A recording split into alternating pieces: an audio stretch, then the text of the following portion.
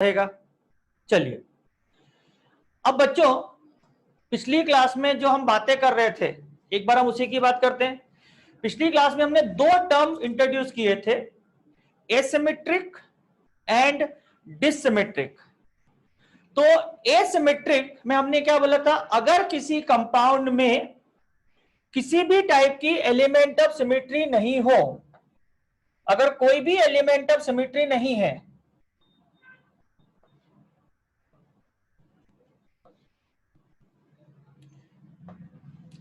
अगर कोई भी एलिमेंट ऑफ सिमेट्री नहीं है तो हम उसके लिए जो वर्ड यूज करते हैं वो यूज करते हैं एसिमेट्रिक। ठीक है बच्चों। और अगर मान लीजिए एक्सिस ऑफ सिमेट्री को छोड़ दिया जाए, मे बी और मे नॉट बी, लेकिन रेस्ट जो तीन सिमेट्री है वो नहीं है, तो उसके लिए हम लोग जो वर्ड यूज करते हैं वो डिसिमेट्रिक। एक्चुअल में क्या होता है बच्चों, जितने भी डिसिमेट्रिक ऑब्जेक्ट होते हैं, डिसिमेट्रिक ऑब्जेक्ट जो होते हैं basically they are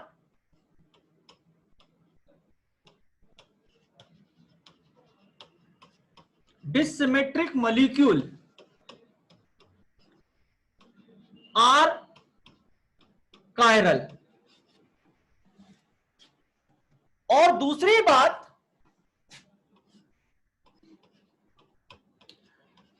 chiral molecule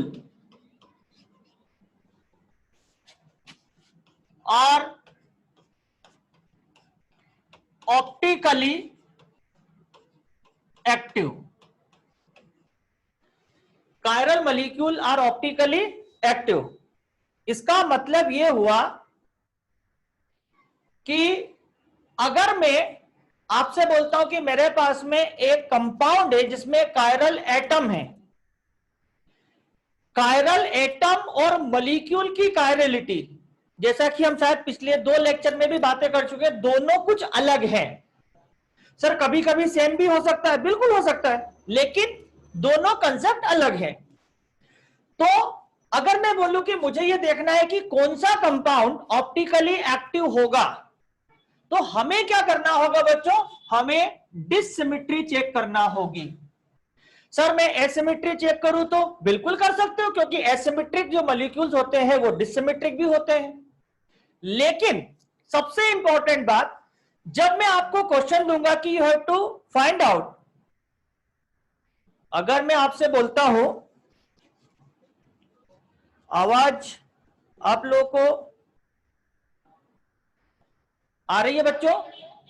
हाँ, तो अगर मैं आपसे बोलता हूं कि एक कंपाउंड को ऑप्टिकली एक्टिव या इनएक्टिव में क्लासिफाई करें, अगर हम इसकी बात करते हैं, तो हमें क्या देखना चाहिए? देखो, एक्सिस ऑफ सिमेट्री देखने की आवश्यकता नहीं है। एक्सिस ऑफ सिमेट्री हम तब देखेंगे जब हमसे कोई पूछेगा कि इस कंपाउंड में एक्सिस ऑफ सिमेट्री है या नहीं है। ऐसे भी क्वेश्चन हमसे पूछे जाएंगे जिसमें हमसे पूछा जाएगा इसमें एक्सिस सिमेट्री है या नहीं है। लेकिन कायरल होने के लिए मॉलिक्यूल अगर कायरल है या नहीं है, तो हमको एक्सिस ऑफ सिमेट्री देखने की आवश्यकता नहीं है बच्चों, क्योंकि हमने क्या बोला, हमने बोला डिसिमेट्रिक, और डिसिमेट्रिक में हमने बोला एक्सिस ऑफ सिमेट्री हो भी सकती है, सिमेट्री नहीं भी हो सकती है। लेकिन हमको बाकी तीन एलिमेंट ऑफ सिमेट्री के बारे में तो सोचना पड़ेगा, like plane of symmetry, like centre of symmetry, like alternating axis of symmetry. फिर हमने बोला अल्टरनेटिंग एक्सिस ऑफ सिमेट्री तो बड़ी डिफिकल्ट है। पहले तो एक थीटा से उसको रोटेट करेंगे एक्सिस के अराउंड, उसके बाद में उस वर्टिकल एक्सिस पे एक मिरर रखेंगे, उसमें उसका रिफ्लेक्शन देखेंगे, रिफ्लेक्शन और ओरिजिनल मिरर इमेज दोनों को मैच करेंगे। तो मेरा कहना है कि आप जो है फोकस करिए किसमें, plane of symmetry and centre of symmetry. Sir फिर एओएस का क्या करेंगे? हम एओएस की बात करेंगे जब हम कोई स्पाइरो टाइप का कंपाउंड लेंगे। ठीक है बच्चों, तो अभी हमको सिर्फ दो ही चीजों के बारे में बात करना है। चलिए, तो मैं एक बार आप लोगों से पूछना चाहूंगा, डिसिमेट्रिक वर्ड का मतलब क्लियर है अपने को? एक्सिस ऑफ सिमेट्री मे और may not, plane of symmetry नहीं, सेंटर ऑफ सिमेट्री नहीं, अल्टरनेटिंग एक्सिस सिमेट्री नहीं। तो क्या बोलेंगे? डिसिमेट्रिक। चलिए let us take some example. मैं आपके सामने एग्जांपल्स लेता हूं। मान लीजिए मैंने एक कंपाउंड ये लिया,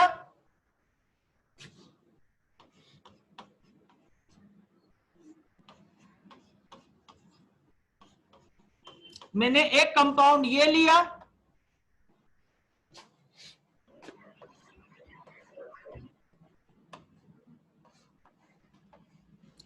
एक कंपाउंड मैंने ये लिया बच्चों,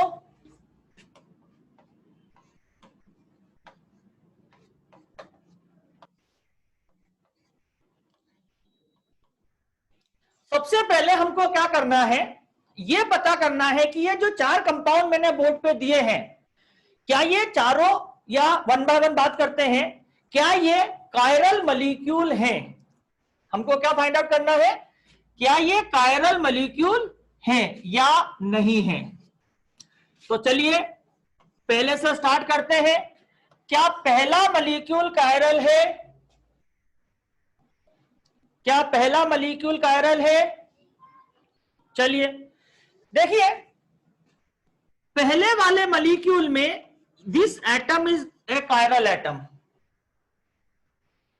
एक एटम पहले वाले में कायरल एटम है। दिख रहा है आपको ये एटम कायरल, क्यों, इस पे आप चौथी वैलेंसी क्या लिखेंगे बच्चों, हाइड्रोजन। क्या हो गया, Br हाइड्रोजन मिथाइल और यहां पे CH2 CH3 इथाइल। तो all the four are different. इसका मतलब इसके अंदर एक कायरल एटम प्रेजेंट है। कितना, 1। अब अगर किसी कंपाउंड में एक कायरल एटम होता है, अगर किसी कंपाउंड में, एक लाइन आप अपनी नोट्स में लिख सकते हैं, अगर किसी कंपाउंड में एक कायरल एटम होता है, इसका मतलब वो कायरल होगा, इसका मतलब वो कायरल होगा। तो this molecule is chiral molecule. अब क्वेश्चन ये आता है कि सर इस मॉलिक्यूल को आप कायरल जो बोल रहे हैं, तो आप इसमें कौन सा कंसेप्ट यूज कर रहे हैं बोलने के लिए। तो मैंने तो कंसेप्ट जो यूज किया है उसमें कायरल एटम का कंसेप्ट लगा दिया बच्चों। लेकिन अगर मान लीजिए मैं आपसे बोलता हूं कि यार ये जो मॉलिक्यूल है ये यही तो मॉलिक्यूल है, देखो इस कार्बन पे चारों डिफरेंट, इस कार्बन पे चारों डिफरेंट, क्या बोलते हो बच्चों, अगर ये चारों डिफरेंट है, अब बताओ इसके अंदर कौन सी सिमेट्री हमको चेक करना चाहिए, कायरल मॉलिक्यूल है या नहीं है चेक करने के लिए। कौन सी सिमेट्री, यस, या मैं बोलूं कौन कौन सी सिमेट्री, यस यस यस। चलिए सही जा रहे हो। अब कुछ बच्चों ने क्या बोला, सर एक्सिस ऑफ सिमेट्री, मैं अभी बोल चुका हूं एक्सिस ऑफ सिमेट्री का कायरलिटी से कोई लेना देना नहीं है, तो आप अपने दिमाग से एक्सिस ऑफ सिमेट्री हटा दीजिए। अरे भैया एसिमेट्रिक लिखोगे ना, तो एसिमेट्रिक में तो आप चारों चेक करोगे, अरे चारों चेक नहीं करना है, आपको क्या करना है, आपको इसमें दो ही चीज चेक करना है, पीओएस एंड सीओएस। तो बताइए इस मॉलिक्यूल में पीओएस हो सकता है क्या बच्चों। अगर मैं बात करता हूं पीओएस की, क्या इसमें पीओएस होगा क्या, नहीं। क्या इसमें सीओएस होगा, नहीं। It means that it is a chiral molecule, ये कायरल मॉलिक्यूल है। चलिए तो ये पहला वाला कायरल मॉलिक्यूल है, और अगर ये कायरल मॉलिक्यूल है तो हम यहां पर एक चीज और क्या मेंशन कर सकते हैं, हम लिख सकते हैं इट इज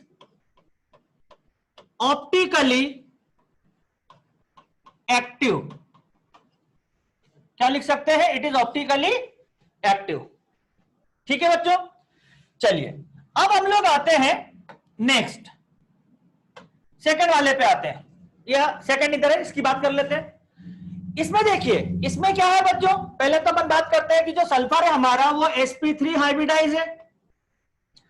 sp3 हाइब्रिडाइज मतलब ऐसे ही मान लेता हूं बच्चों।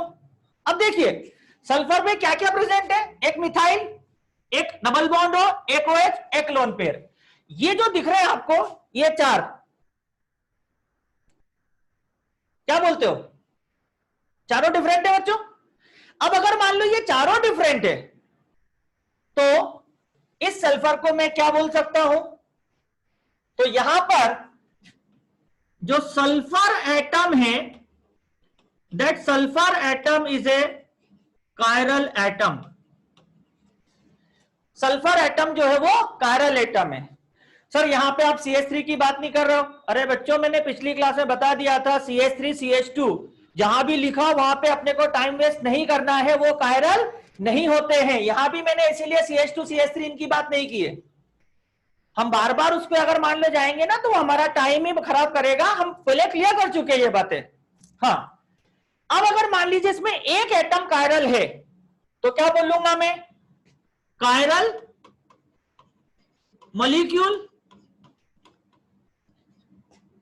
यार बच्चों एक बात बताओ मुझे, अगर मेरे पास में एक एटम कायरल है, कायरल मॉलिक्यूल है, तो मैं क्या इसको ऑप्टिकली एक्टिव बोल सकता हूं? बोलिए, क्या ये मेरा ऑप्टिकली एक्टिव होगा? यस, अगर मॉलिक्यूल कायरल है तो क्या बोलेंगे हम? ऑप्टिकली एक्टिव होगा या नहीं होगा? Good, very good, very good, very good, बिल्कुल सही है, बहुत शानदार। तो ये भी optically, this compound is optically active, ये भी ऑप्टिकली एक्टिव है बच्चों। चलिए, कोई मेरे से पूछे कि इसके अंदर क्या POS COS या किसी टाइप की सिमिट्री? तो क्योंकि अगर मैं बोलूं कि यार ये चारों डिफरेंट है तो इसमें एलिमेंट ऑफ सिमिट्री तो नहीं है, तो ये मॉलिक्यूल क्या हुआ बच्चों? This molecule is asymmetric molecule. और अगर कोई मॉलिक्यूल एसिमेट्रिक है इसका मतलब वो डिससिमेट्रिक तो होगा ही होगा, और अगर कोई डिससिमेट्रिक है तो ऑप्टिकली एक्टिव है। चलिए थर्ड वाले पे आते हैं हम लोग। क्या थर्ड वाले में कायरल एटम है?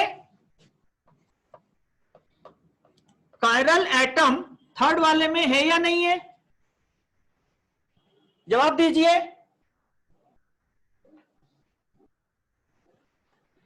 Yes,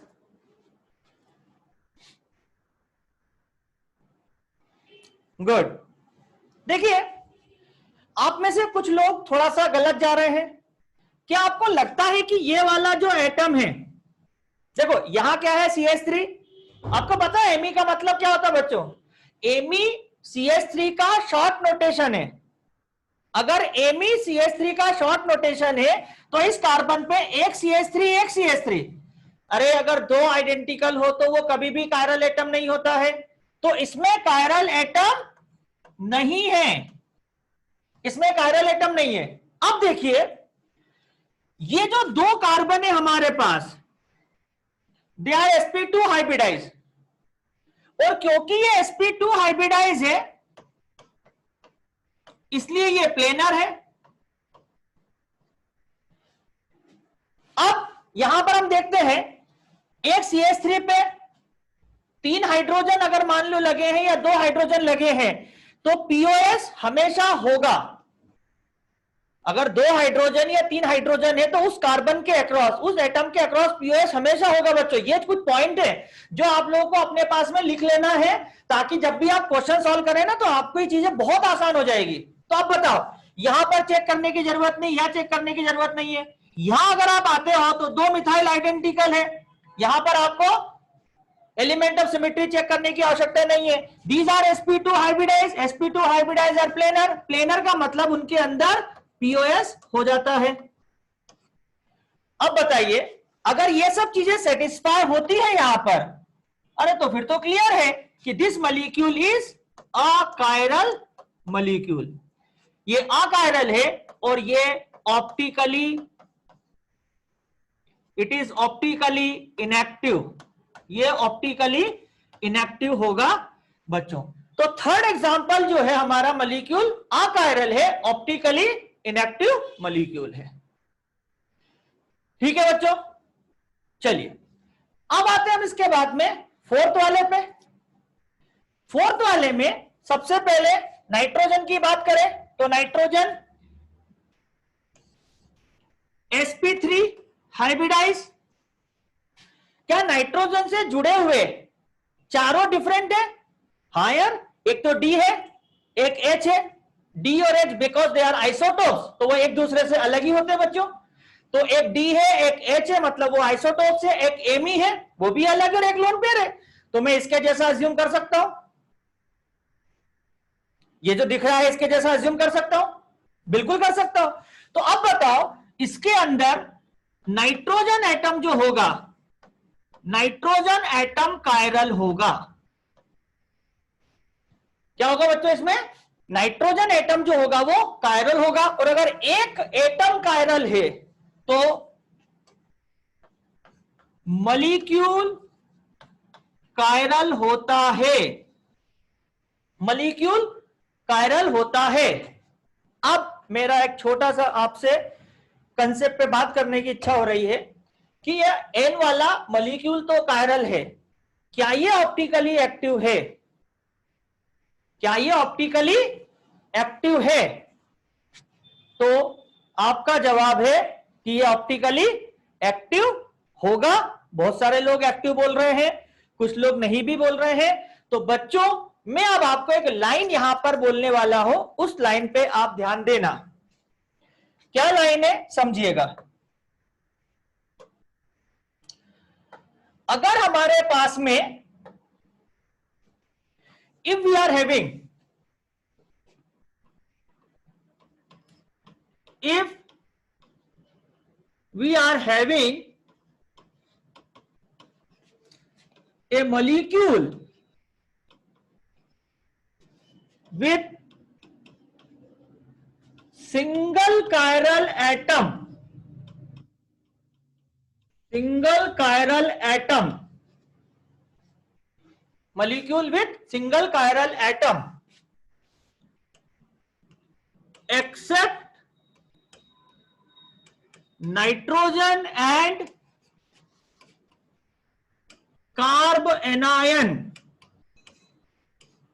except nitrogen and carb anion, the molecule will be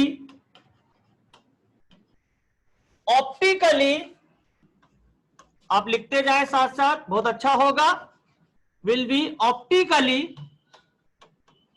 active. Sir nitrogen के लिए आप मना क्यों कर रहे हो? यार बच्चों, ये हम थोड़ा सा आगे बढ़ेंगे तब उसको समझ पाएंगे, हम थोड़ा बाद में हम उसके बारे में डिस्कस करेंगे। तो अभी जो हम स्टेटमेंट लिख रहे हैं ना, हमें उस स्टेटमेंट को समझना है। मैंने क्या बोला कि आपने जब कोई मॉलिक्यूल लिया, उस मॉलिक्यूल में अगर एक कायरल एटम है, सर 2 हुए तो, सर 3 हुए तो, भाई रुक जा, थोड़ी देर बाद में 2 और 3 की बात भी करूंगा, अभी मैंने 1 की बात की है। तो अगर मान लीजिए एक कायरल एटम है, एक कायरल एटम, तो वो मॉलिक्यूल एक्टिव होगा। लेकिन एक्सेप्शन है यहां पे, except nitrogen and carbon ion. Sir nitrogen वाले केस में क्या होगा? नाइट्रोजन वाले केस में क्या होगा?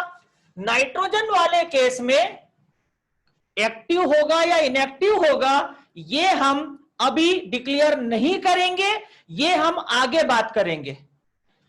अब बताइए, अगर मैं आपसे पूछता हूं, यहां मैंने क्या लिया है बच्चों, जरा दिमाग लगाइएगा।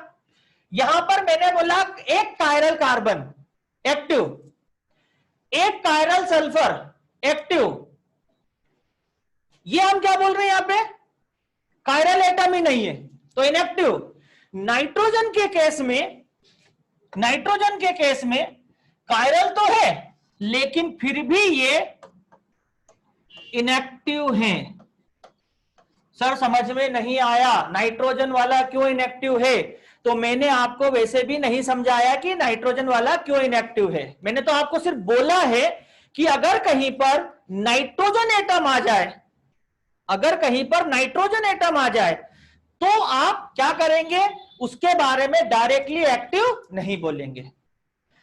तो अब देखिए, नाइट्रोजन और कार्बन आयन को छोड़ करके बाकी के लिए हमने क्या डिक्लेयर कर दिया है, अगर एक कायरल एटम है, एक मतलब वो कायरल मॉलिक्यूल है, और अगर वो कायरल एटम नाइट्रोजन को छोड़ करके, अगर कायरल एटम नाइट्रोजन को छोड़ करके है, तो फिर वो एक्टिव मॉलिक्यूल है। नाइट्रोजन वाले केस में अभी हम कुछ भी नहीं बोलेंगे, कार्बन आयन वाले केस में भी अभी हम कुछ भी नहीं बोलेंगे। फिर कब बोलेंगे, हम आगे बोलेंगे, इसी चैप्टर में बोलेंगे, थोड़ा समय लेने के बाद बोलेंगे। ठीक है बच्चों, चलिए अब, और मैं आपसे बोलूंगा कि अगर हम नहीं बोल रहे तो आप जजमेंट मत लगाइए, क्योंकि कुछ और बातें हैं बच्चों जो अभी हमें सीखना है ना। अब इसके बाद में हम लोग आते हैं अगले एग्जाम्पल पे। चलिए 4 एग्जाम्पल हमने ले लिया, 5th एग्जाम्पल पे आते हैं हम लोग। अगर मैं आपसे बोलता हूं कि यार मेरे पास में एक ऐसा मॉलिक्यूल है,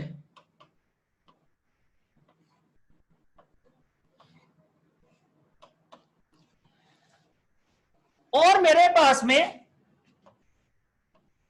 एक ऐसा मॉलिक्यूल है, अब मेरा आपसे पहला जो क्वेश्चन होगा वो ये होगा, इन दोनों मॉलिक्यूल में हम पहले कायरल एटम देख लेते हैं। ठीक है बच्चों, कायरल एटम देखते हैं। बताइए, जो 5th वाला है, and this is the 6th one, 5th वाले में आपको कायरल एटम दिख रहे हैं क्या? Yes, yes, very good, very good, बहुत बढ़िया, बहुत बढ़िया, यस। अब सुन लीजिए, यहां CH3 है, उसकी बात नहीं करना है, यहां CH3 उसकी बात नहीं करना है, यहां पर हमारे पास में एक एक हाइड्रोजन भी होगा। यार बच्चों थोड़ा सा ध्यान देना, सिंपल लाइन हमने लास्ट क्लास में बात की थी कि सिंपल लाइन जो है वो रिप्रेजेंट करती है प्लेन को, और वेज लाइन टुवर्ड्स ऑब्जर्वर, मतलब हम ऑब्जर्वर है, हमारी तरफ है। तो हाइड्रोजन की जो पोजीशन होगी इस मॉलिक्यूल में, वो पोजीशन कहां पर होगी बच्चों? तो मान लीजिए हम लगाते हैं उसको डैश पोजीशन पे, और ये हमने डैश बनाया। देखिए इससे फर्क नहीं पड़ता है कि मैं डैश लेफ्ट में बना रहा हूं कि राइट बना रहा हूं, क्योंकि वो तो बोर्ड के पीछे है। आप उसको यहां नीचे भी बना सकते हैं, कहीं भी बनाए, उससे फर्क नहीं पड़ता बच्चों। जैसे मान लीजिए यह है, मान लीजिए मैंने बोला कि मैं इसको यहां बना देता हूं। अब आप बोलोगे कि सर ये दोनों नहीं, दोनों एक जैसे हैं, दोनों बोर्ड के पीछे हैं। ठीक है बच्चों, दोनों ही बोर्ड के पीछे हैं। तो यहां पर मेरे पास 2 कायरल एटम हैं, 2 कायरल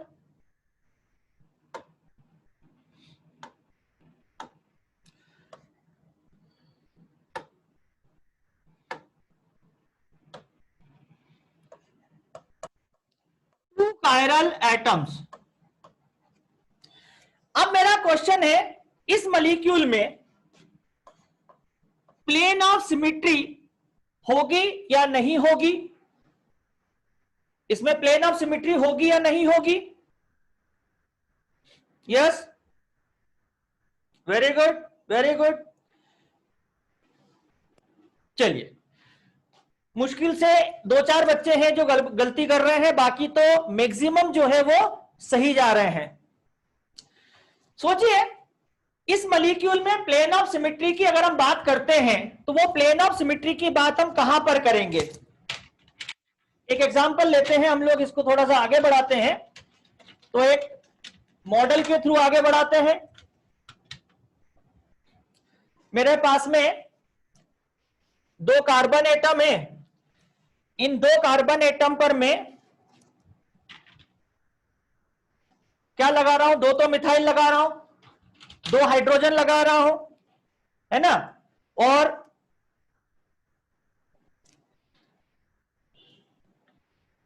यस,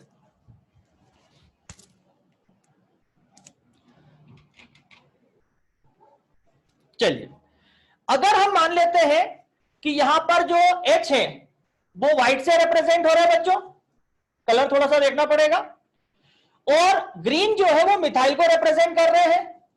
अब बचता है Br और Cl, तो एक ऑरेंज और एक पर्पल, ये मैंने डिफरेंट कलर ले लिए। ठीक है, कंफर्टेबल है बच्चों हम लोग? चलिए अब पता है ये मॉलिक्यूल जैसा बना है ना, हम इसको 3D में ऐसा होल्ड करते हैं। तो आप देखिए, मैं आपसे पूछता हूं कि बोर्ड के प्लेन में कौन है, तो बोर्ड के प्लेन में ये वाला बॉन्ड और 2 मिथाइल ग्रुप है। बोर्ड के प्लेन में, यहां मिथाइल किसको बोला मैंने, ग्रीन वाले को। तो बोर्ड के प्लेन का मतलब मैं बोर्ड के पैरेलल में लेके आऊं। क्या लेके आओ, बोर्ड के पैरेलल। क्या बोलते हो बच्चों, आपको पता है ये दोनों एक ही डायरेक्शन में है, इसका मतलब ये ऐसा है। अब सोचिए, अगर ये दो, देखो क्या होता है, एक कार्बन पे जो 3 वैलेंसी होती है, अगर ये 2 वैलेंसी एक दूसरे के पैरेलल है, पता है रिमेनिंग भी पैरेलल होगी। अगर ये दोनों एक ही डायरेक्शन में है तो रिमेनिंग भी एक ही डायरेक्शन में होगी। सर अगर ऐसा नहीं हुआ तो, अगर ये पैरेलल नहीं है तो, अगर ये पैरेलल नहीं है तो ऐसा होगा। मान लीजिए ऐसा ले लेता हूं मैं, if they are anti parallel, तो इसके सामने वाला भी एंटी पैरेलल होगा बच्चों। जो दोनों व्हाइट वाले उसको भी देखो, वो भी एंटी पैरेलल में है। दोनों ग्रीन वाले भी एंटी पैरेलल में है। जब हम कन्फर्मेशनल आइसोमेरिज्म की बात करते हैं ना, तो कन्फर्मेशनल आइसोमेरिज्म में इसको हम लोग नाम देते हैं स्टैगर्ड। क्या बोलते हैं इसको, स्टैगर्ड। और अगर मान लीजिए मैं इसको ऐसा घुमा दूं, सर आपने ग्रीन ग्रीन को सामने नहीं लाया, उससे फर्क नहीं पड़ता है कि दोनों ग्रीन सामने हो, एक ग्रीन और एक व्हाइट, इनको भी मैं पैरेलल में रख सकता हूं। दिख रहा है आपको, अगर आप सामने से देख रहे होंगे तो आपको एक के पीछे एक हाइड होते हुए दिख रहा होगा। इसको हम लोग बोलते हैं एक्लिप्स। सर मैंने ग्रीन को ग्रीन के पीछे ले आया, ये भी एक्लिप्स है। सर मैंने ग्रीन के पीछे ऑरेंज ले आया, ये भी एक्लिप्स है। लेकिन अगर मैं इस ग्रीन के अपोजिट में ग्रीन लाता हूं, ये स्टैगर्ड है। इन दोनों के बीच में ऑरेंज, इन दोनों के बीच में व्हाइट, इन दोनों के बीच में ग्रीन। अगर मैं इसको 120 पे घुमा देता हूं, ग्रीन और ऑरेंज एक दूसरे के अपोजिट है, ये भी स्टैगर्ड है। तो अब यहां पर जो मैंने स्ट्रक्चर ले रखा है बच्चों, इसमें ये दोनों एक डायरेक्शन में है। फिर से मैं उसी को होल्ड करता हूं ऐसा। दोनों हाइड्रोजन प्लेन के पीछे है, तो प्लेन के पीछे मतलब अभी अपन देखेंगे आप लोगों के हिसाब से प्लेन के पीछे। आपको मैं और कैमरे के पास लाता हूं मॉडल को, और एक Cl और एक Br, इसको Br इसको Cl मान लेते हैं, ये आपके तरफ है। क्या बोलते हो बच्चों, मॉडल क्लियर है आपको। अब आप देखिए, जिस समय मैं लिख रहा था उस समय मैंने H को कहीं तो भी बना दिया, एक उधर बना दिया, एक इधर बना दिया। देखने में ऐसा लग रहा होगा कि सर एक का तो आपने डायरेक्शन उधर बना दिया, एक का इधर बना दिया सर, फिर ये तो। लेकिन जब आप 3D में सोचोगे तो ऐसा नहीं लग रहा यार, दोनों एक तो एक ही डायरेक्शन में है और पैरेलल है दोनों एक दूसरे के। मैं मॉडल दिखा रहा हूं, इस मॉडल को समझने की जरूरत है बच्चों। इस मॉडल की पोजीशन, यहां जो स्ट्रक्चर बनाया है ये 3D में ऐसा दिखता है। दोनों मिथाइल नीचे की तरफ बोर्ड के प्लेन में, मतलब they are parallel. 2 hydrogen board के पीछे, Br और Cl बोर्ड के आगे। अब इस मॉलिक्यूल में मुझे बताइए, आपको कहीं से भी प्लेन ऑफ सिमेट्री दिख रही है क्या? इस मॉलिक्यूल में क्या आपको प्लेन ऑफ सिमेट्री दिख रही है बच्चों? अब आप बोलोगे सर मैं ऐसा प्लेन लेता हूं। ध्यान देना, जब आप ऐसा प्लेन कट करोगे ना, white white, wow plane of symmetry, green green plane of symmetry, लेकिन एक पर्पल और एक ऑरेंज, ये तो नहीं है ना। इसका मतलब it is not a plane of symmetry. Sir हम ऐसा काट के देखें, ऐसा देख लेते। जब हम इसको ऐसा काटेंगे बच्चों, तो इन दोनों को तो प्लेन में छोड़ दो, जो प्लेन में आते हैं उनको सोचते नहीं है।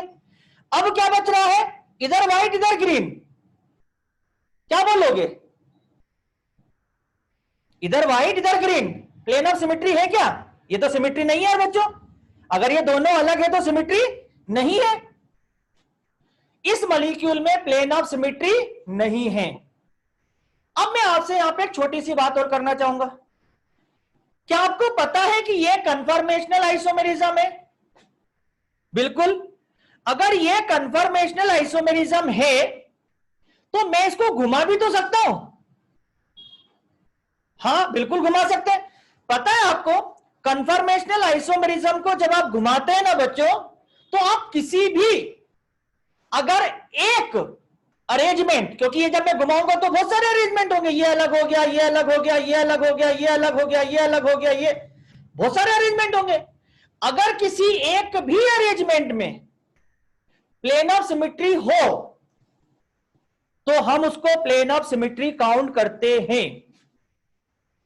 ये जब घुमाते हैं ना हम इसको, अभी देखो व्हाइट के सामने व्हाइट है, थोड़ा सा घुमाया, अब ये व्हाइट से दूर चले गया और घुमाया, व्हाइट और ग्रीन आमने सामने आ गया, फिर घुमाया, व्हाइट और व्हाइट अपोजिट हो गया। इन अरेंजमेंट्स को हम लोग क्या नाम देते हैं? इनको बोलते हैं कन्फर्मेशनल आइसोमेरिज्म। तो क्या होता है कन्फर्मेशनल आइसोमेरिज्म में, अगर मान लीजिए मैं इसको घुमाता हूं और घुमाने पर एक भी अरेंजमेंट ऐसा आ जाता है जिसमें प्लेन ऑफ सिमेट्री है, तो इस मॉलिक्यूल में प्लेन ऑफ सिमेट्री है। एक भी अरेंजमेंट अगर ऐसा मिल जाए उसमें सेंटर ऑफ सिमेट्री है, तो मॉलिक्यूल में सेंटर ऑफ सिमेट्री है। मैं बोलता हूं क्या आप इसको घुमाएंगे तो आपको यहां पे प्लेन ऑफ सिमेट्री मिल रही क्या बच्चों? आप कैसा भी घुमाएंगे you will not have any plane of symmetry. अगर ऐसा घुमा देंगे फिर तो पॉसिबल ही नहीं है। जब ऐसे में पॉसिबल नहीं है तो घुमाने के बाद में भी पॉसिबल नहीं है, तो there is no plane of symmetry. इसका मतलब यह हुआ कि मैं बोलूंगा इस मॉलिक्यूल में प्लेन ऑफ सिमेट्री नहीं है, there is no plane of symmetry. चलिए अब अपन सेंटर ऑफ सिमेट्री देखते हैं बच्चों। अब पता है जैसे अपन ने इसको ऐसे होल्ड किया है, अब ऐसे में तो सेंटर देखने से मतलब ही नहीं है, क्यों? व्हाइट व्हाइट सामने, तो सेंटर में तो अपोजिट होना चाहिए। हम एक काम करते हैं, इसको घुमा देते हैं, ऐसा कर देते हैं। अब देखिएगा व्हाइट से व्हाइट ये तो सेटिस्फाई कर रही है। जब आप व्हाइट को व्हाइट से अपोजिट में देख रहे हैं तो ग्रीन भी एक दूसरे से अपोजिट में है, तो ये भी सेटिस्फाई कर रही है। लेकिन इधर Br और इधर Cl, पर्पल और ऑरेंज, ये एक दूसरे से अलग है। और अगर एक भी लाइन डिससेटिस्फाइड हो तो COS नहीं होता है। तो इसका मतलब है यहां पर सेंटर ऑफ सिमेट्री भी नहीं है। अब बताइए इस मॉलिक्यूल में प्लेन ऑफ सिमेट्री नहीं है, सेंटर ऑफ सिमेट्री नहीं है, मतलब मैं क्या बोलता हूं कि ये मॉलिक्यूल कायरल है। This molecule is chiral and it is optically active. ये ऑप्टिकली एक्टिव है। बच्चों इसके बारे में सोच के देखें जरा, सेकंड वाले में दिमाग लगाइए।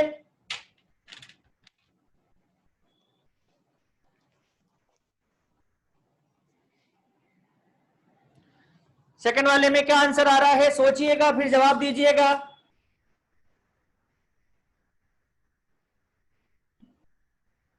Yes, very good, very good, yes. तो सिक्स्थ वाले में अब सुन लेते हैं अपन फिर से, वापस से थोड़ा सा जो है ध्यान देते हैं इधर। मुझे बताइए इसमें कायरल एटम है या नहीं है? तो this atom is chiral, this atom is chiral. Sir इसमें फोर्थ एटम क्या होगा? चलो बच्चों बना लेते हैं। ये हाइड्रोजन, यहां पे भी मैंने फोर्थ एटम बना दिया, दिस इज हाइड्रोजन। अब two chiral atoms, two chiral atoms इसमें भी है, दो कायरल एटम इसमें भी है। अब आते हैं हम POS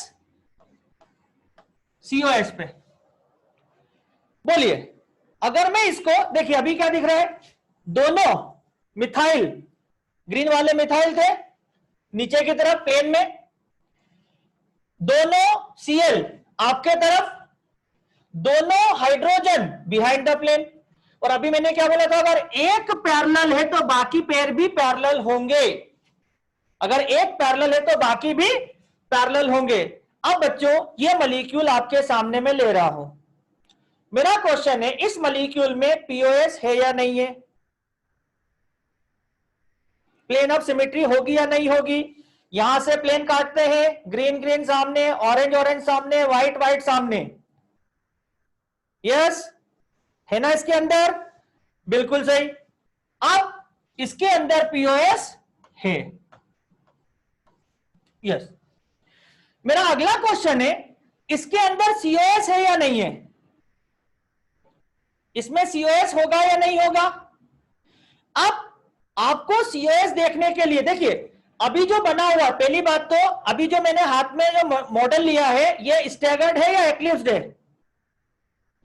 ये स्टैगर्ड है या एक्लिप्स्ड है? जो मॉडल मेरे हाथ में है इसको देख के बताइए, ये स्टैगर्ड है या एक्लिप्स्ड है?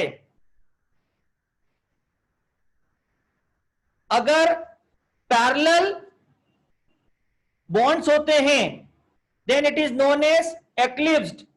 अगर एंटी पैरेलल होते हैं then it is known as staggered. कुछ लोग इसको स्टैगर्ड बोल रहे हैं, क्या आप सही हो? ध्यान दो, अगर पैरेलल होते हैं तो होते हैं एक्लिप्स्ड। यहां पे देखिए ये पैरेलल है, एक इस डायरेक्शन में एक इस डायरेक्शन में, एक ही डायरेक्शन में आ रहे हैं दोनों, तो क्या होगा? ये एक्लिप्स्ड। तो अभी जो स्ट्रक्चर मैंने दिया है वो एक्लिप्स्ड है। आपको पता है एक्लिप्स्ड में तो कभी सेंटर ऑफ सिमेट्री देख नहीं सकते आप, होती ही नहीं है, एक्लिप्स में नहीं होती है। एक्लिप्स में कैसे हो सकती है बच्चों? यहां पर ग्रीन है, जब उसको सेंटर से लेके जाओगे तो यहां तो खाली जगह है, उसके जस्ट अपोजिट में तो यहां से आप यहां जाकर के देखोगे ना तो यहां तो खाली जगह है बच्चों। ये मैं और आपके पास में लेके आता हूं स्क्रीन के, दिख रहा है ना? तो आपको पता है, जब यहां पे एक नई चीज देख लो आप, जब आपको पीओएस देखना है, जब आपको पीओएस देखना है तो क्या करोगे आप? आपको एक्लिप्स्ड लेना पड़ेगा। और जब आपको सीओएस देखना है तो आप इसको स्टैगर्ड लो। अब स्टैगर्ड लेने का मतलब है, आप जानते हो कि सीओएस तो तभी मिलेगा जब ग्रीन के सामने ग्रीन, व्हाइट के सामने व्हाइट, तो आप इसको घुमा सकते हो बच्चों, you are free to rotate. अब बताइए, ग्रीन के एकदम अपोजिट में ग्रीन, व्हाइट के एकदम अपोजिट में व्हाइट, ऑरेंज के एकदम अपोजिट में ऑरेंज, क्या ये सेंटर ऑफ सिमेट्री है? यस। और अभी मैंने क्या बोला था, अगर एक भी कन्फर्मर में किसी टाइप की सिमेट्री है तो उस मॉलिक्यूल में वो होती है। तो इस मॉलिक्यूल के इस कन्फर्मर में सेंटर ऑफ सिमेट्री दिख रही है सबको, इसका मतलब इसमें सेंटर ऑफ सिमेट्री है। सर हमको दोनों चेक करना जरूरी है क्या? नहीं बच्चों, पीओएस से भी प्रूव हो सकता था आंसर तो, लेकिन हमने दोनों इसलिए चेक किया ताकि हमको ये दोनों देखना आ जाए, हम सीख जाए कि देखते कैसे हैं। अब बताइए, अगर मॉलिक्यूल के अंदर पीओएस सीओएस में से कुछ भी होता है तो मॉलिक्यूल को हम क्या बोलते हैं? नॉन डिसिमेट्रिक। इसका मतलब ये जो मॉलिक्यूल है, ये मॉलिक्यूल क्या होगा बच्चों? क्या बोलूं इसके बारे में? It is optically inactive. It is optically inactive. अब किसी बच्चे ने अभी थोड़ी देर पहले पूछा था, सर कायरल एटम और कायरल मॉलिक्यूल में अंतर है क्या? हां अंतर है। आप देखो, इस मॉलिक्यूल में 2 कायरल एटम है, मॉलिक्यूल भी कायरल है। इस मॉलिक्यूल में 2 कायरल एटम है, लेकिन यहां पर जो मॉलिक्यूल है वो क्या है? अकायरल। मॉलिक्यूल क्या है? अकायरल। तो मॉलिक्यूल का अकायरल होना, मॉलिक्यूल का अकायरल होना क्या बताता है? एलिमेंट ऑफ सिमेट्री की प्रेजेंस।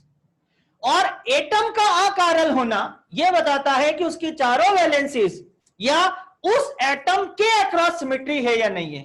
तो एक एटम का कायरल होना और एक मॉलिक्यूल का कायरल होना अलग अलग होता है। मॉलिक्यूल अलग है और कायरल अलग है। तो क्या बोलोगे बच्चों? ए molecule with 2 or more chiral atom may be chiral or may not be chiral, लेकिन a molecule with single chiral atom, क्या बोला हमने? If we are having a molecule with single chiral atom, तो मॉलिक्यूल कायरल होगा। Molecule क्या होगा? Chiral होगा। एक में गारंटी है, 2 में कोई गारंटी नहीं है। सर 2 में गारंटी नहीं है तो 2 से ज्यादा में कोई गारंटी नहीं है। अगर हमारे पास में नंबर ऑफ कायरल एटम 2 या 2 से ज्यादा है तो हमें चेक करना पड़ेगा कि कहीं उस मॉलिक्यूल में एलिमेंट ऑफ सिमेट्री तो नहीं आ रही है। ओके बच्चों, चलिए अगले एग्जाम्पल पे आते हैं हम लोग, कुछ और एग्जाम्पल लेकर के बात करते हैं तो आपको चीजें और क्लियर होती चली जाएगी। अगर मान लीजिए हम एक ऐसा मॉलिक्यूल ले लेते हैं, आपको मॉलिक्यूल की कायरलिटी पे बातें करना है बच्चों।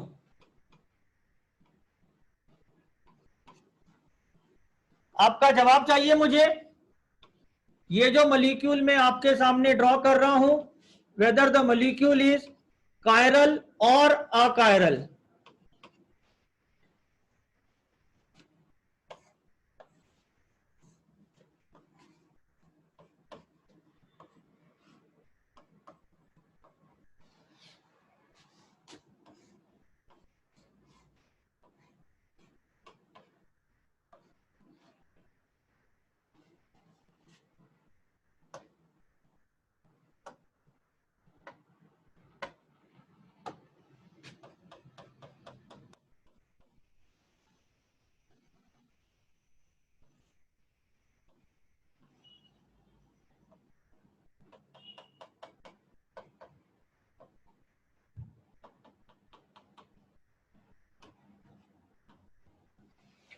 बताइए, ये हमारे पास में जो हमने एग्जांपल्स लिए थे 7, 8, 9, 10 एंड 11। सबसे पहले हम लोग 7th वाले में बात करेंगे, रीजन भी देना पड़ेगा। 7th वाले में कायरल है या अकायरल है, रीजन क्या बोलेंगे अपन? यस। आप एक काम करिए, इन सभी एग्जांपल्स को कर लीजिए एक बार, उसके बाद में 1 बाय 1 डिस्कस करते हैं। जब तक मैं आप लोग के लिए एक मॉडल बना लेता हूं। बच्चों इसमें आप लोग कायरल एटम की संख्या भी निकालते चलिए, ताकि आपकी कायरल एटम को देखने की प्रैक्टिस भी हो जाएगी, है ना। इन सभी एग्जांपल में आप पता लगाइए कितने कितने कायरल एटम है, तो आपकी वो भी प्रैक्टिस चलती रहेगी साथ में। तो अगर आप कुछ गलत कर रहे होंगे number of chiral atom identify करने में, तो वो भी हम लोग यहां पर करेक्ट कर लेंगे बच्चों।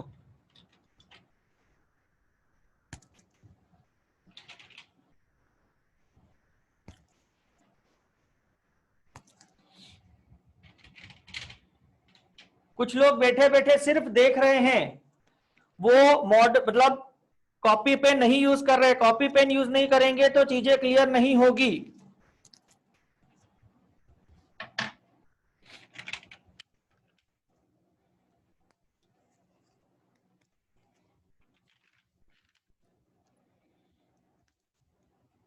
बहुत सारे स्टूडेंट ने बिल्कुल आंसर सही निकालना स्टार्ट कर दिया है। जिन लोगों के आंसर्स करेक्ट आ रहे हैं वेरी गुड, जिनके करेक्ट नहीं आ रहे हैं थोड़ा और सोचिए।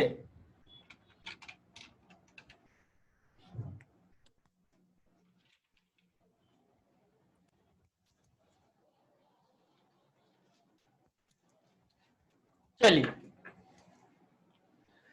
तो 7th वाले में कायरल एटम कौन कौन से हैं देख लिया अपन। कायरल एटम कौन कौन से हैं? This is chiral and this is chiral. अब मैं कायरल एटम को सिर्फ मार्क कर दूंगा स्टार लगा करके, है ना। This is chiral atom. तो कितने? 2 कायरल एटम हैं। लेकिन जब आप यहां से प्लेन ड्रॉ करेंगे तो this is the plane of symmetry, और अगर प्लेन ऑफ सिमेट्री है then it is achiral. बताइए, हमें यहां पर ये मॉडल मैंने आपके सामने ले लिया, अगर किसी को देखने में समस्या हो तो ऐसे 2 Cl लगे हुए हैं और उसके बीच में से प्लेन। सर आपने इधर कुछ भी नहीं लिखा बच्चों, इधर CH2 है, इधर H है, इसलिए मैंने आपको बोला था कि मैं CH2 और इनको नहीं लिखूंगा क्योंकि उसको देखने में कंफ्यूजन होता है। तो अब बताइए, यहां से आप देखेंगे तो क्या हो रहा है, यहां पे आपको सिमेट्री मिल रही ना, Cl Cl, नीचे H और H होगा, तो plane of symmetry is there, it is achiral. Question number 8 पे आते हैं।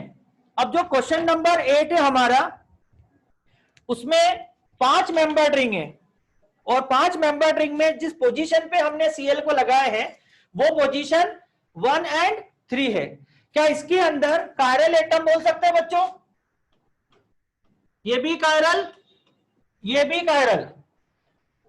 बोलिए कितने कायरल एटम है? 2 दिख रहे हैं? यस, कायरल एटम दिख रहे हैं 2। कायरल एटम को देखने का तरीका क्या बताया था? अगर इस कार्बन पे अपन बात करें तो Cl है ना, एक बार थोड़ा सा इसको लिख के देखें अपन, कोई गड़बड़ तो नहीं हो रही है। यहां पर एक वैलेंसी किससे सेटिस्फाई होगी? हाइड्रोजन से।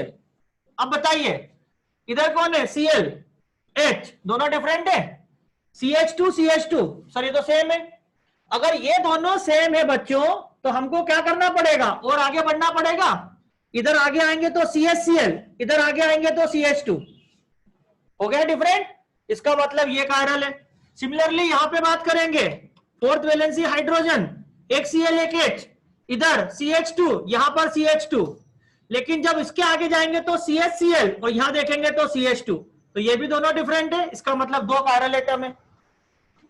अब इसमें 2 कायरल एटम तो है, लेकिन इसके अंदर अगर मैं यहां से एक प्लेन बनाता हूं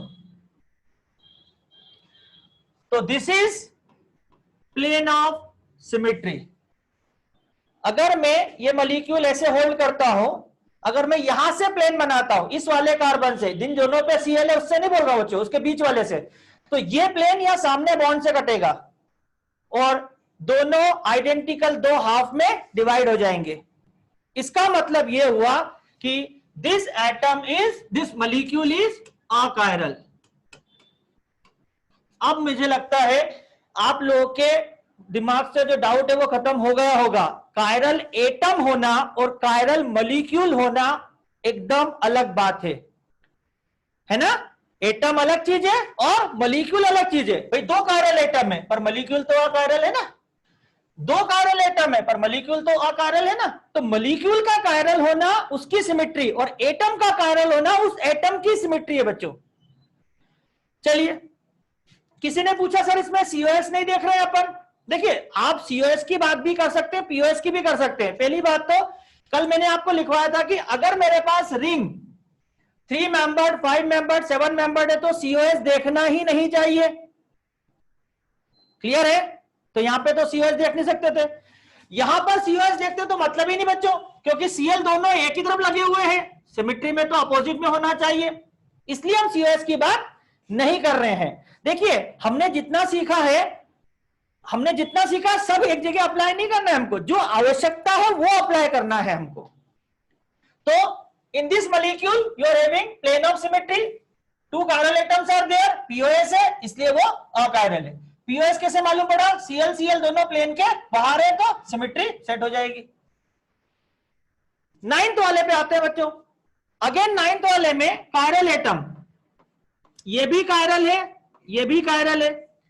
मुझे नहीं लगता किसी को कायरल देखने में अभी दिक्कत हो रही होगी, सभी का यस। तो कायरल तो देखना सबको आ गया बच्चों, वेरी गुड वेरी गुड। क्या इसके अंदर एलिमेंट ऑफ सिमेट्री है? तो क्वेश्चन ये आता है कि अब यहां पर हमारे पास जो ग्रुप्स लगे हुए हैं वो ग्रुप्स डिफरेंट है, एक Cl और एक Br है। देखो बच्चों ये मैंने आपके सामने मॉडल ले आया, एक Cl है एक Br है। भाई देखो ऐसा प्लेन तो आप लोगे नहीं, क्यों? दोनों Cl Br एक तरफ और हाइड्रोजन एक तरफ, हो ही नहीं सकता। ऐसा प्लेन आप ले नहीं सकते मॉलिक्यूल का प्लेन, क्योंकि इधर Cl है इधर हाइड्रोजन है, इधर Br है इधर हाइड्रोजन है। आपके पास बचता है एक ऑप्शन ये, लेकिन ये भी इस बार सेट नहीं करेंगे क्योंकि दोनों डिफरेंट है। तो इसका मतलब क्या हुआ कि इसके अंदर तो कोई सिमेट्री नहीं है। तो इन दिस मॉलिक्यूल POS, और बच्चों COS हो सकता है क्या यहां? यार COS तो हो ही नहीं सकता, क्योंकि ये Cl है उसके एकदम सामने वाले पे तो हाइड्रोजन होगा, इधर Br है इसके सामने वाले पे तो हाइड्रोजन होगा, तो COS भी नहीं है। अब हमारे पास POS भी नहीं है COS भी नहीं है, इसका मतलब this molecule is chiral molecule. Sir इसमें आपने एक्सिस ऑफ सिमेट्री नहीं देखी, नहीं देखना है, नहीं देखना है, उससे हमें काम नहीं है। सर आपने इसमें AOS की बात भी नहीं की, मैं फिर आपको बोल देता हूं, अगर स्पायरो कंपाउंड का केस आएगा वही हम एओस के बारे में दिमाग लगाएंगे, बाकी नहीं सोचना है बच्चों। इसलिए क्या बोलेंगे हम, इन दोनों से ही हमको आंसर निकालना है, एंड दैट इज एक मॉलिक्यूल इज कायरल। 10th वाले में आते हैं। अब 10th वाले में जो एटम है वो तो सीएल लगे हुए हैं और वो एक दूसरे से अपोजिट भी है। जैसे ये क्या था बच्चों, मैं इसको बोल सकता हूं ना, ये सिस है। क्यों? दोनों सेम प्लेन में, ये दोनों भी सेम प्लेन में, तो इसको मैं बोल सकता हूं ये भी सिस है।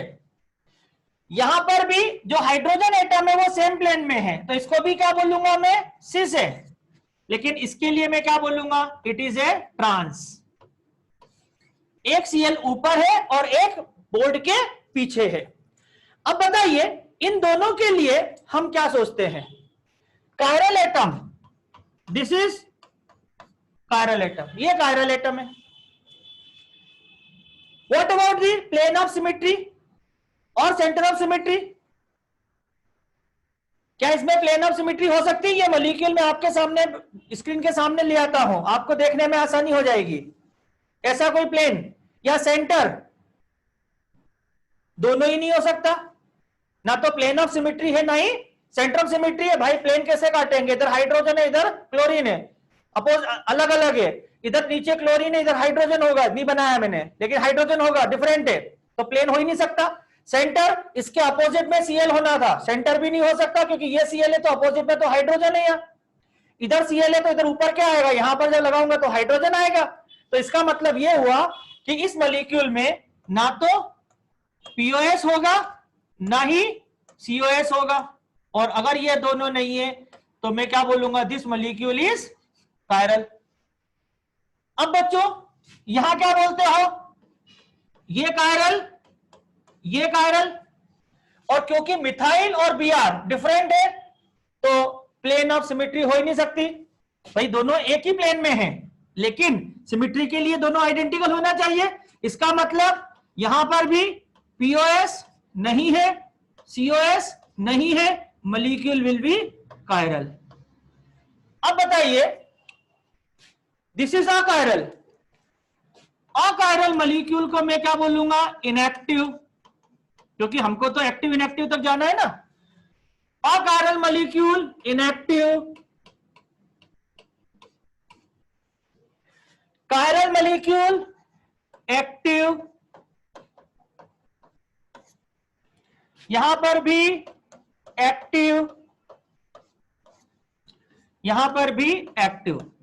तो मुझे लगता है बच्चों कि अब आप लोग कंफर्टेबल होंगे एक्टिव और इनएक्टिव कैसे देखना चाहिए। तो अगर हमारे पास पोलरिमीटर नहीं है, वो जो पहले दिन हमने इंस्ट्रूमेंट किया था, बच्चों ने पूछा था सर इसकी क्यों बातें कर रहे हैं, अरे भैया उसी से तो पता चला कि जो हम यहां पर चेक कर रहे हैं वो सही है या गलत है ना। तो ये जो हम बातें कर रहे हैं ना, ये उसको वेरीफाई करने का तरीका है ना, क्योंकि वो तो एक्सपेरिमेंटल है, ये थ्योरेटिकल है। लेकिन अब हम थ्योरेटिकली ये जान सकते हैं कि कौन सा एक्टिव होगा और कौन सा इनएक्टिव होगा बच्चों। चलिए अब इसके बाद में हम लोग अगले एग्जांपल्स पे आते हैं। अगला एग्जांपल जो हमारा है, देखिए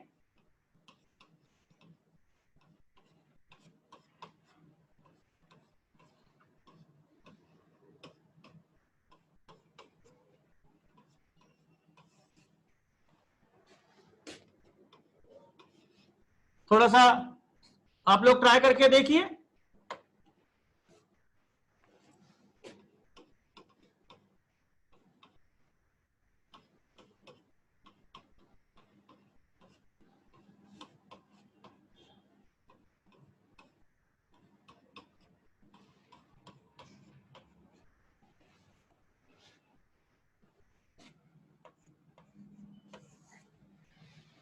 ट्वेल्व और 13, सोचिए बच्चों, सोच करके मेरे को जवाब दीजिएगा कि इसके अंदर एक्टिव या इनएक्टिव में से क्या हो रहा है।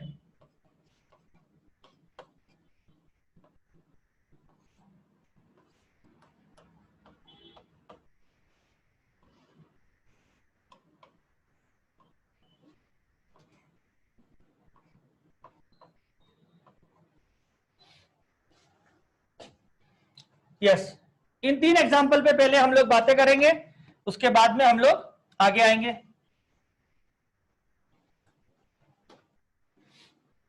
लीजिए थोड़ा टाइम, कोई समस्या नहीं है, और उसके बाद में प्रॉपर लेकिन आंसर मुझे चाहिए आप लोगों से।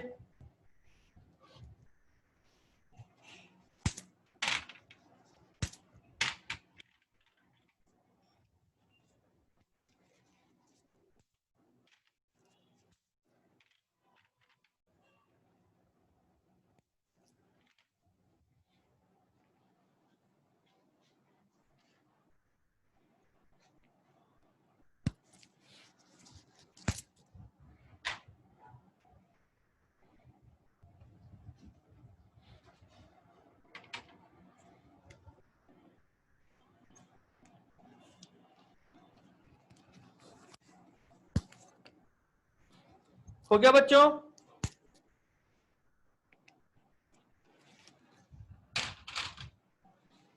एग्जाम्पल 12, एग्जाम्पल 12 एक्टिव है या इनएक्टिव है, या कायरल है या अकायरल है। एग्जाम्पल 12 एक्टिव या इनएक्टिव, कायरल या अकायरल, दोनों में से आप कुछ भी लिख सकते हैं, दोनों का मतलब एक ही होता है। यस, चलिए क्या होता है पता है, जब हम लोग 12 की बात कर रहे हैं, 13 14 का आंसर देते हैं तो गड़बड़ हो जाती है, क्योंकि हमारा अभी फोकस है सिर्फ 12 पे। मैंने आप लोगों को सॉल्व करने को बोला था कि आप सॉल्व करके रख लीजिए 12 13 और 14 का क्या है, बाकी जवाब आपको एक एक से देना है। हाँ हाँ, यस, गुड गुड गुड, नहीं गलत जा रहे हो, गलत जा रहे हो, हाँ कुछ सही है कुछ गलत है। चलिए, आपके पास में जो मॉलिक्यूल है, ये मॉलिक्यूल किस टाइप का है, दोनों हाइड्रोजन एटम सेम साइड में है, इसको मैं बोल दूंगा सिस है। ये सिस बोलने में मुझे कोई प्रॉब्लम नहीं है यहाँ पे, ठीक है बच्चों। चलिए बंद कर दीजिए, और आप इधर अब मेरे से बात करिए, है ना, बाद में जब मैं बोलूंगा फिर टाइप कर देना आंसर, क्योंकि बीच में अगर मान लीजिए चैट में कुछ लिखते भी है तो हम लोग तो देख ही नहीं सकते कि हम आपसे बात कर रहे हैं, है ना, तो आप लोग जब हम बोलेंगे तब लिखिए। चलिए बच्चों, अब यार बच्चों ऐसा है, इन दोनों को मैं ले लेता हूं हाइड्रोजन, मान लो ये जो ऑरेंज है क्योंकि सेम है ना, तो ये आइडेंटिकल है, तो ये हाइड्रोजन हो गया, इधर मेरा CH3 इधर मेरा ET। एक बात बताइए, इस CH3 के अंदर कोई एटम कायरल है क्या? CH3 का जो कार्बन है कायरल है क्या? नहीं है। क्लियर नहीं है? क्लियर नहीं है, वेरी गुड। चलिए, इस इथाइल के अंदर कोई कार्बन कायरल है क्या? अब इथाइल को अपन क्या लिखेंगे? CH2CH3। इथाइल को हम क्या लिखते हैं? CH2CH3। इथाइल में कोई एटम कायरल है क्या? बोलिए, नहीं है। अब सुनिए, मैं बहुत इंपॉर्टेंट बात बता रहा हूं। आपको पता है क्या करना है? जब आप इमेजिन करेंगे ना, तो इस इथाइल को इतना एक्सपैंड मत करना, सर उसमें वो 2H है 2CH3 है, नहीं करना। आप मान लो इस इथाइल को एक एटम, सर उससे तो गलत हो जाएगा, नहीं होगा, गारंटी है। अगर उसके अंदर कायरल नहीं है ना, दिमाग से हटा दो उसको एक एटम मान लो। तो मैं क्या कर रहा हूं, ग्रीन वाले को इथाइल और व्हाइट वाले को मिथाइल मान रहा हूं। सर वो उसमें तो sp3 कार्बन है, अरे भैया होगा मानता हूं मैं sp3 है, लेकिन हमको जब कायरलिटी चेक करना है, क्योंकि उसके अंदर कायरल एटम नहीं है, तो उसको एक पॉइंट मान के हम सवाल बना सकते हैं। अब ये मॉलिक्यूल मैंने आपके सामने होल्ड किया है, मुझे बताइए क्या इस मॉलिक्यूल में प्लेन ऑफ सिमेट्री होगी? क्या इस मॉलिक्यूल में प्लेन ऑफ सिमेट्री होगी?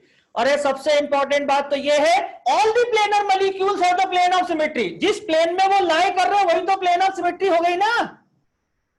All the planar molecule have the plane of symmetry. कौन सा प्लेन? उनका खुद का प्लेन। लिख लो कहीं पे, कॉपी में नोट कर लो, जितने भी प्लेनर मॉलिक्यूल है उनका खुद का प्लेन ऑफ सिमेट्री है। अब बताओ इसमें प्लेन ऑफ सिमेट्री है या नहीं है बच्चों? यस और नो, जल्दी से जवाब दो मुझे। Very good, very good. तो अब बताओ, अगर इसमें प्लेन ऑफ सिमेट्री है, मैं बोलता हूं इसमें POS है, अरे तो बात ही खत्म हो गई ना। अगर किसी भी मॉलिक्यूल में अगर किसी भी मॉलिक्यूल में प्लेन, सेंटर और अल्टरनेटिंग एक्सिस में से कोई सी भी सिमेट्री दिख जाए, वो कभी भी कायरल नहीं हो सकता। क्या बोलेंगे? This molecule is achiral molecule. Achiral बोलूं या मैं उसको बोल दूं इनएक्टिव? अकायरल या इनएक्टिव? सर इसके अंदर कायरल एटम कितने हैं? गुड क्वेश्चन, आप ही बताओ। मॉलिक्यूल तो अकायरल हो गया, इसमें कायरल एटम है क्या बच्चों? अब कायरल एटम कौन से देखना है? मतलब sp3 वाले। अब sp3 वाले तो CH2 CH3 CH3, 2 या 3 हाइड्रोजन अगर मान लो प्रेजेंट है तो वैसे भी नहीं होता कायरल। एक भी कायरल नहीं है भैया, नो कायरल एटम। सोचो, चलो बात करते हैं एक और।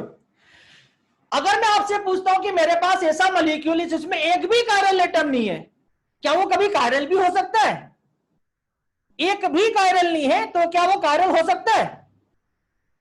हां, देखो कायरल एटम होना, मॉलिक्यूल का कायरल होना गारंटी नहीं है, या कायरल एटम नहीं होना मॉलिक्यूल के अकायरल की गारंटी नहीं है। बच्चों कायरल एटम, कायरल मॉलिक्यूल दोनों के बीच में अंतर है। एक मॉलिक्यूल में कायरल एटम है, मॉलिक्यूल अकायरल हो सकता है। कायरल एटम नहीं है, मॉलिक्यूल कायरल हो सकता है। अरे समझ में आया क्या? दोनों अलग कंसेप्ट है। इस मॉलिक्यूल में कायरल एटम नहीं है, मॉलिक्यूल अकायरल है, ठीक है। अरे कायरल एटम होने के बाद भी तो अकायरल देखा भी अपन ने इसके जस्ट पहले वाली स्लाइड में।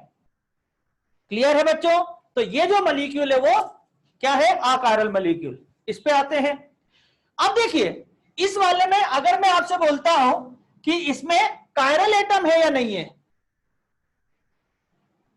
This atom is a chiral atom, ये कायरल होगा ना बच्चों? कौन सा? CH3 CHClH। और इतने पोर्शन को लेकर के तो मुझे बात करना ही नहीं चाहिए, ये तो प्लेनर है। जो मैंने अभी राउंड बनाया है वो तो प्लेनर है। अब सोच के बताओ, अगर ये मेरा कायरल एटम है, हमने क्या बोला था? अगर एक भी कायरल एटम है, अगर एक भी कायरल एटम है तो हम क्या बोलेंगे? मॉलिक्यूल कायरल होगा। इसका मतलब ये मॉलिक्यूल आपका कायरल होगा, और कायरल मॉलिक्यूल है मतलब वो ऑप्टिकली एक्टिव होगा। चलिए अब आते हैं हम, जो नेक्स्ट एग्जांपल है हमारा, एग्जांपल नंबर 4 पे, सॉरी एग्जांपल नंबर 14 पे। तो एग्जांपल नंबर 14 का जवाब देकर के देखो बच्चों क्या हो रहा है। और जो स्ट्रक्चर दिख रहा है वैसा इमेजिन करो। आप अपने पास पेन होंगे या कुछ और अगर मान लो है तो उसकी मदद से थोड़ा सा ड्रॉ करके देखो, जैसा कि मैंने बोर्ड पे बनाया है।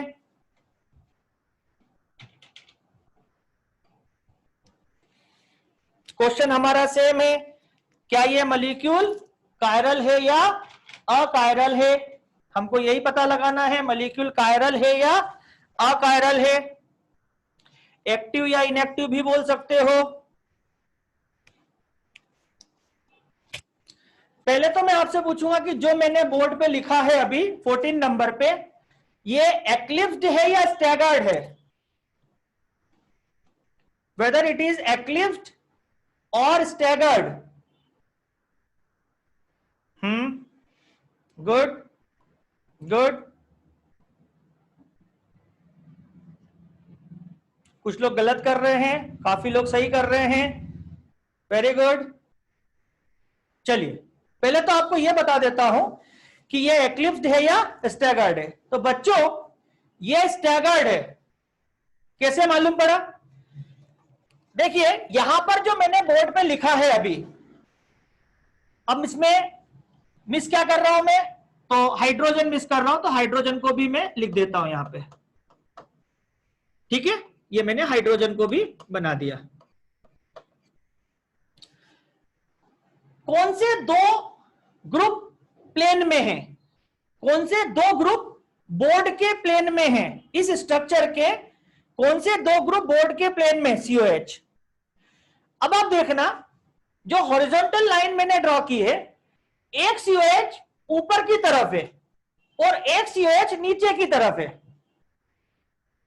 एक ऊपर की तरफ है और एक नीचे की तरफ है। दिख रहा है बच्चों? इसका मतलब क्या हुआ?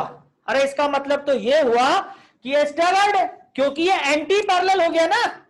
देखिए ऐसा ले लेते हैं अपन, ये ग्रीन वाले को COH, इधर देखिए ये दोनों आपके आंखों के लिए पैरेलल होना चाहिए, बोर्ड के पैरेलल होना चाहिए। ये बोर्ड के पैरेलल है, एक COH ऊपर एक COH नीचे, ये ग्रीन वाले COH है, दोनों पर्पल, ये BR। अब देखो दोनों BR कौन सी लाइन पे है? वेज। वेज मतलब हमारे तरफ होती है, लेकिन वो दोनों हमारे तरफ है, मैं इसको आपके तरफ लेके आ रहा हूं, दोनों आपकी तरफ है, लेकिन आप देखो दोनों पैरेलल नहीं है बच्चों। जब ये दोनों एंटी पैरेलल है तो बाकी भी एंटी पैरेलल ही होंगे। आपके तरफ है, एक क्या हो रहा है? एक पर्पल नीचे की तरफ झुका हुआ है, एक पर्पल ऊपर की तरफ जा रहा है, एक नीचे की तरफ जा रहा है, एक ऊपर की तरफ जा रहा है। सिमिलरली जो हाइड्रोजन एटम है, इनको भी अगर मैं घुमा देता हूं मॉलिक्यूल को, तो देखो एक हाइड्रोजन ऊपर की तरफ जा रहा है, एक हाइड्रोजन नीचे की तरफ जा रहा है। दिस इज स्टैगर्ड, ये मॉलिक्यूल स्टैगर्ड है। ये एक्चुअल में मैंने आपको मॉलिक्यूल दिया है, तो क्या आपको 3D में मॉलिक्यूल समझ में आ गया है? ये मॉलिक्यूल और बोर्ड पे जो मैंने बनाया है, क्या ये दोनों आपको मैच कर गया? तो मैं बाकी चीजें इसी में समझाऊंगा। जल्दी से यस लिखो या नो लिखो, जो भी प्रॉब्लम है। ये बोर्ड पे जो मॉलिक्यूल है उससे मैच कर रहा है, ये आपको ये समझ में आ गया कैसे इसको मैंने मॉडल में कन्वर्ट किया है बोर्ड से? यस। अब मैं आपसे पूछता हूं, इस मॉलिक्यूल को देख के बताओ इसमें एलिमेंट ऑफ सिमेट्री है या नहीं है। अभी जो बना हुआ उसमें अपन एक काम करते हैं, क्योंकि स्टैगर्ड है, स्टैगर्ड में कौन सी सिमेट्री चेक करेंगे? स्टैगर्ड में कौन सी सिमेट्री चेक करेंगे? Yes yes, centre of symmetry. अभी मैंने आपको क्या बोला था? क्या बोला था? स्टैगर्ड में सेंटर ऑफ सिमेट्री और एक्लिप्स में प्लेन ऑफ सिमेट्री। तो स्टैगर्ड है, अब सेंटर ऑफ सिमेट्री में जाते हैं। चलो देखो, इधर ग्रीन इधर ग्रीन, अगर एक लाइन बनाता हूं मैं सेंटर से, तो ग्रीन से ग्रीन को मैच कर रही है। सेंटर से इधर ग्रीन, इधर भी ग्रीन, इधर भी ग्रीन, इधर भी ग्रीन, इधर भी ग्रीन, इधर भी ग्रीन। हो गया क्लियर? चलिए इधर से बनाता हूं, इधर पर्पल, इधर white, purple white, purple white, different है। इधर देखो पर्पल नीचे व्हाइट ऊपर, डिफरेंट है। क्या ये सेंटर ऑफ सिमेट्री है? क्या ये सेंटर ऑफ सिमेट्री है? अगर ये सेंटर ऑफ सिमेट्री नहीं है, अगर ये सेंटर ऑफ सिमेट्री नहीं है, तो इसका मतलब उसकी बात खत्म हो गई। लिख देते हैं यहां पे COS नहीं है। सर आप इसको घुमा करके देखिए ना। अरे बच्चों, घुमाने के बाद भी सेंटर ऑफ सिमेट्री नहीं आ सकती। मान लो मैंने क्या करा, दोनों व्हाइट व्हाइट को अपोजिट ले लिया, व्हाइट से व्हाइट मैच कर रहा है, ग्रीन पर्पल अपोजिट डिफरेंट है, पर्पल ग्रीन इधर भी अपोजिट डिफरेंट है, नहीं हो सकता। अब हम क्या करते हैं, अब हम इसका बनाते हैं एक्लिप्स्ड। एक्लिप्स कैसे बनाएंगे? तो इसको घुमा करके मैं ऐसे ले आता हूं। देखो ये ऐसा था, मैंने इसको घुमाया, दोनों ग्रीन ग्रीन सामने आ गए। अब देखो इधर दोनों ग्रीन सामने है, लेकिन इधर पर्पल व्हाइट, इधर पर्पल व्हाइट। क्या बोलते हो, प्लेन ऑफ सिमेट्री हो सकती है क्या? इसमें प्लेन ऑफ सिमेट्री हो सकती है क्या? नहीं हो सकती। POS नहीं भैया, सेंटर ऑफ सिमेट्री में एक लाइन से काम नहीं चलता है, सभी लाइन मैच करना चाहिए। इस मॉलिक्यूल में ना तो सेंटर ऑफ सिमेट्री है ना प्लेन ऑफ सिमेट्री है। अब बताओ बच्चों क्या बोलूंगा मैं इसके बारे में? अगर दोनों ही मिसिंग है, इसका मतलब दिस मॉलिक्यूल इज कायरल, ये मॉलिक्यूल कायरल है। और अगर मैं इन दोनों की बात करता हूं तो ये दोनों कायरल एटम भी है। तो मॉलिक्यूल का कायरल होना और कायरल एटम का होना दोनों अलग कंसेप्ट है। सेंटर ऑफ सिमेट्री क्यों नहीं है भाई? थोड़ा सा देख ले यार, सेंटर ऑफ सिमेट्री कैसे हो सकती है? ग्रीन से ग्रीन तो सेंटर को रिप्रेजेंट कर रहा है, इधर ग्रीन, लेकिन इधर व्हाइट इधर पर्पल, डिफरेंट हो गया, तो सेंटर कैसे हो जाएगा? ये सेंटर नहीं हो सकता। तो अब इसमें जो भाई सेंटर का मतलब क्या है? एक पॉइंट मॉलिक्यूल के अंदर, वहां से हम लाइन को एक्सटेंड करते हैं दोनों डायरेक्शन में, straight line. It should meet identical point at equal distance. सोचो इसके सेंटर से जब तुम इधर जाओगे ग्रीन, इधर जाओगे ग्रीन, आइडेंटिकल, इधर जाओगे व्हाइट, इधर जाओगे पर्पल, डिफरेंट, हो गया खत्म, ठीक है ना। और AaOS का मैंने आपको पहले भी बोला है, सिर्फ और सिर्फ बाय साइक्लोटाइप के जो सॉरी स्पायरोटाइप के कंपाउंड के एग्जांपल में देखेंगे, बाकी जगह देखने की आवश्यकता नहीं है। तो ये हमारे पास में केसेस हो गए। चलिए अब हम लोग आते हैं, इससे थोड़ा सा आगे बढ़ते हैं। इसके बहुत सारे केसेस है बच्चों। अगर मैं आपसे बोलता हूं कि मेरे पास में कुछ क्यूमुलेटेड डाइन या ट्राइन है, मतलब क्यूमुलेटेड पोलिन्स है। क्यूमुलेटेड पोलिन्स का मतलब होता है लगातार कॉन्जिक्यूटिव डबल बॉन्ड्स का होना। सोचिए CH2 double bond C double bond CH2। Question number 13 का आंसर क्या था यार? मुझे लगता है कि हमने लिखा था क्वेश्चन नंबर 13 में, ये लिखा है हमने कायरल, और कायरल का मतलब एक्टिव। तो अगर आप ध्यान नहीं देंगे तो कैसे काम चलेगा? है ना बच्चों? तो थोड़ा सा प्लीज फोकस करो, हमने वहां पे आंसर लिखा हुआ है उसका। चलिए, तो ये होता है एलीन। अब हमको क्या करना है? हमको इन एलीन के बारे में बातें करना है कि ये जो एलीन्स हम बोर्ड पे ड्रॉ कर रहे हैं, इन एलीन्स में क्या होगा। बच्चों सबसे पहले तो हम ये देखते हैं, इसमें जो पहला कार्बन है उसका हाइब्रिडाइजेशन क्या है? sp2। आई थिंक सबको पता है, 2 हाइड्रोजन के साथ सिग्मा बॉन्ड है, 1 सीसी का सिग्मा बॉन्ड है, 3 सिग्मा बॉन्ड का मतलब sp2। बीच वाला carbon sp, this is sp2। ठीक है बच्चों, चलिए यहां आते हैं, terminal sp2, 1 sigma bond 1 sigma bond, 2 sigma bond होता है तो sp, इसमें भी 1 और 1 सिग्मा बॉन्ड, 2 है तो sp, लेकिन यहां पे 2 हाइड्रोजन और 1 कार्बन के साथ सिग्मा बॉन्ड तो sp2। अब ये जो एलीन है ये दिखते कैसे हैं? क्योंकि ये जो हमने बोर्ड पे लिखा वो तो हमने स्ट्रेट लाइन में बना दिया स्ट्रक्चर, लेकिन 3D में दिखते कैसे हैं उसकी बात करते हैं अपन। चलिए, अगर मैं बोलता हूं कि मेरे पास में कार्बन है, इस कार्बन में sp2 हाइब्रिडाइज्ड, मतलब 3 सिग्मा बॉन्ड और 1 होगा p ऑर्बिटल। अगर मैं आपसे बोलता हूं कि मेरे पास sp हाइब्रिडाइज्ड कार्बन है, 2 सिग्मा बॉन्ड और 2 p ऑर्बिटल होंगे। यार बच्चों, जो 2 p ऑर्बिटल होंगे, वो 2 p ऑर्बिटल का जो प्लेन होगा, I think the plane is different, क्योंकि p ऑर्बिटल एक दूसरे के परपेंडिकुलर होते हैं। तीसरे वाले पे जाएंगे अगर मान लो हम, तो यहां पर हम देखेंगे कि हमारे पास में 2 हाइड्रोजन एटम है। अब इसमें भी एक p ऑर्बिटल है। अभी हम लिख रहे हैं, बाद में हो सकता है हम इसको हटा दें।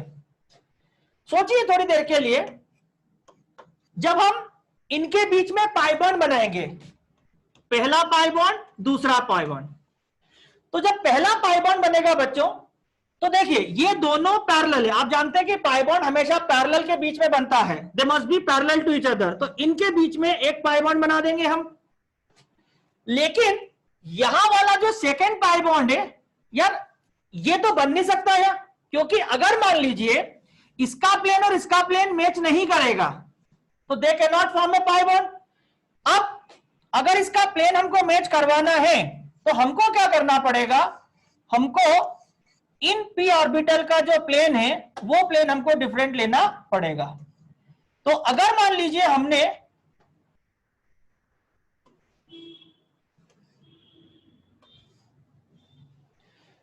मेरा पहला क्वेश्चन है, क्या ये दोनों पाई बॉन्ड एक ही प्लेन में प्रेजेंट होते हैं? मेरा पहला क्वेश्चन है कि क्या पाई बॉन्ड जो है उनका प्लेन एक ही होता है? तो आप बोलोगे नहीं सर, दो पाई बॉन्ड जो हैं वो एक दूसरे के परपेंडिकुलर होंगे। जो पाई बॉन्ड्स हैं they must be perpendicular to each other, वो एक दूसरे के परपेंडिकुलर होना चाहिए। Yes, good. चलिए अभी हम यहां पर सिर्फ और सिर्फ पाई बॉन्ड को लेकर के बात करते हैं। तो अगर हम सिर्फ पाई बॉन्ड को लेकर के बात करें, अब देखिएगा ये मैंने मॉडल लिया है, ये मैंने एक पाई बॉन्ड बनाया जिसका प्लेन ऐसा है, दूसरा पाई बॉन्ड का प्लेन ऐसा है बच्चों, एक इस प्लेन में है तो दूसरा इस प्लेन में है। आप देख सकते हैं, आपको मैं और क्लोज ला करके बताता हूं, they are perpendicular to each other. ये जो पाई बॉन्ड का रिप्रेजेंटेशन है आप देखेंगे they are perpendicular to each other, क्योंकि बीच वाला जो कार्बन है वो अगर मान लो इस प्लेन में एक पाई बॉन्ड बनाता है तो दूसरा इस प्लेन में बनाता है। सोचिए इससे फर्क क्या पड़ेगा? इससे फर्क यह पड़ेगा बच्चों कि अगर मान लो हम टर्मिनल कार्बन पे एटम लगा दें, तो टर्मिनल कार्बन के जो एटम है वो कैसे दिख रहे हैं? 1-2 मिनट का समय लूंगा मैं आपका, ये कैसे दिख रहे हैं? क्या ये एक ही प्लेन में है क्या? अब देखो ये आपको दिख रहा है इस प्लेन में और ये आपको दिख रहा है इस प्लेन में, ठीक है क्या बच्चों? ये इस प्लेन में दिख रहा है और ये आपको इस प्लेन में दिख रहा है। इसका मतलब यहां पर जो प्लेन है वो प्लेन एक दूसरे से क्या होंगे? अलग होंगे। तो मैं काम करता हूं, इसको थोड़ा सा मॉडिफाई करता हूं। मॉडिफाई ऐसे करूंगा,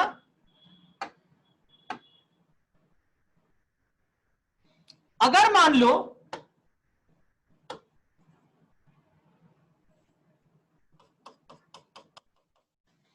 अगर ये दोनों बोर्ड के प्लेन में हैं तो ये दोनों बोर्ड के परपेंडिकुलर है। ये एक्चुअल में एलीन का स्ट्रक्चर होता है। अब इसमें कितने पाई बॉन्ड थे बच्चों? 2 पाई बॉन्ड। यहां कितने पाई बॉन्ड है? यहां पर 3 पाई बॉन्ड है। मैं चाहूंगा कि आप लोग ये जो स्ट्रक्चर में बना रहा हूं इनके बारे में थोड़ा सा घर पे होमवर्क करें और सोच के देखें कि ये